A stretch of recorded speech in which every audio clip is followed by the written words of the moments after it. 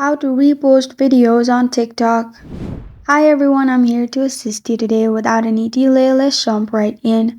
First, open Play Store and search TikTok. Make sure your TikTok is updated to the latest version. If there is update option instead of open, make sure you update TikTok to the latest version as it is the latest version update. Then go to TikTok and then first, you will need to turn on Repost option. Click on three lines at the top right. Go to Settings and Privacy, and then go to Privacy.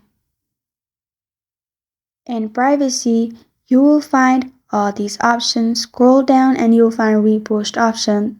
That button is not available on my region. If you have available, turn that on. Then click on the video you want to repost. You will find arrow-like option at the right side. Click on it. Then you'll find repost button. Simply click on repost and the video will be reposted on TikTok. This is how to repost videos on TikTok.